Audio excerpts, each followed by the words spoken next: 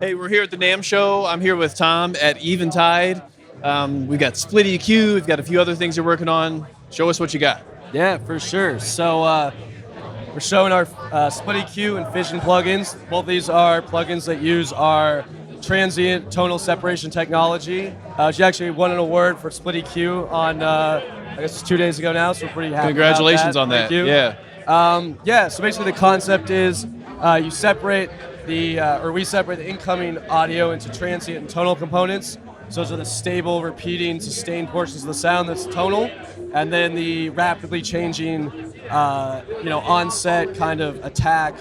That's what we classify as transient. Yeah, so like that first spike, maybe if you're looking at a waveform from a snare drum, that'd be the transient, right? Yeah, exactly. And thereafter is the tonal component? Yeah, although we do actually, our process is not dynamics based, so we can detect soft transients as well. Okay. So it's not level dependent. So, for instance, if you think about like a violin bow, like scraping across a string, like all the kind of scraping sound, that's gonna be transient, whereas the note itself is gonna be tonal. So, really transient in this context is just meaning like it's rapidly changing and it's kind of random or pseudo-random, right? That makes sense. Yeah, so even throughout the length of a note, there could be transient and tonal content in there. Yeah, exactly. That's really cool. Much that you more can like break that up. Yeah. Nice. Yeah, exactly. So once we break it out, what are we able to do with it? Yeah, so once it's broken apart, you can either EQ them separately, that's the case with SplitEQ, or you can apply effects separately, like in Physion. So I can go ahead and show you a couple examples here. So up here, I've got a vocal, which has a lot of plosive energy in it that we're going to go on and get rid of. It's got some sibilance that we can maybe tame as well. So I'll just go ahead and play it, plug in bypass here so we can hear what's going on. Picking up the pieces, I don't wanna leave. Picking up the pieces, every other. Yeah, so you can hear there's a sharp pop there in the vocal and a little bit of sibilance. So that pop is going to be classified as transient, right? So if I go ahead and unbypass the plugin, I'm going to go ahead down here, go on down to this split section. So this is what controls that splitting process. And so typically when you open SplitEQ, you're going to want to pick your source type first. So in this case, we have a vocal. And then the transient separation and decay parameters are basically controlling how sharp that transition region is from transient to tonal and how fast it can happen, right? Smoothing is also a parameter for reducing artifacts. That smooths the transition from tonal to transient and transient to tonal, so it's just for some artifact reduction. So I'm going to go ahead and play it again here. Picking up the pieces, I don't. And if I solo transient, you can hear I can get just the sharp, like plosive and sibilance in there, right? Where conversely, on the tonal side, you can hear the P's are kind of taken away, right? Yep. So then what I'll do is you can just use a cut filter on the transient to get rid of that plosive. Picking up the pieces, I don't wanna leave. Picking up the pieces, every other.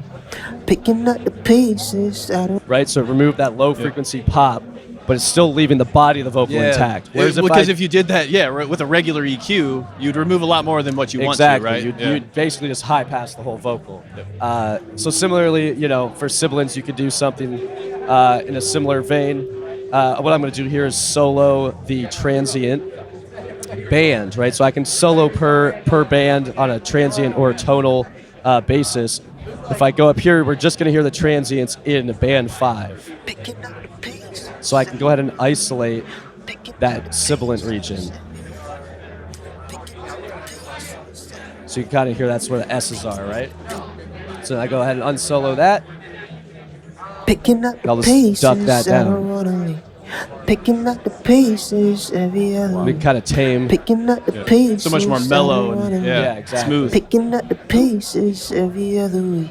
Again, if you do that with a regular EQ or even a de-esser or something, it's going to take everything, right? Yeah. Whereas it's letting that other component stick precisely, in. That's great. So it's a more surgical EQ, right? It's a more precise EQ. Kind of like what we like to say is like EQ this without EQing that. Yeah. So if you have a kick drum, for instance, that's too boomy and you want to reduce the boom, you can do a cut on the tonal only, right, which will leave that thud in the kick, right? Yeah. And so this applies, it works well on all kinds of sources. Because we've all been in that situation where, like, even if you have two kick mics, you're like, man, I need more punch, and that Yeah. punch might translate to a little bit of transient and tonal, right? Yeah. And you can balance that out. Absolutely. With this. That's great. Yeah, and like, so here I'll kind of go like show an example of that. Here we have a snare drum that's just got some brushes on it, right? So again, if I go ahead and solo the transient, I can set it up that the brushes are just in the transient, and then in the tonal, it's just going to be the body of that drum, right? So then I can actually just play with the overall level over here on the right side with these master faders. You know, I could bring down the body of the drum or enhance the body of the drum. So you can play with kind of the punch of an instrument in that way. Yeah, and it looks like this is just the same line, so I can still make cuts and move the relative level of everything up and down, right? Absolutely, Oh, yeah. nice. So I can go ahead, you know, if I do cuts here like this, Yeah. they're still relative to each other. The other thing I should mention too is that the split fully reconstructs. So if I apply the same cut to like both bands, it's as if I'm just making a regular EQ move, since they'll add back together perfectly. It's only when you start applying separate cuts and boosts that that you're no longer processing them the same, right? So yeah, that's our SplitEQ plugin. Really cool. Yeah. We've taken that concept and applied it to effects as well. So here we've got Physion. Physion's the same thing. It's got a transient tonal split, but it has effects instead. So we've got, you know, some effects up here on transient you can pick from, some from effects for tonal, and just a like quick and dirty example here is on a rack tom. So I'll just play that with bypass here. All right, simple, just a rack tom, right?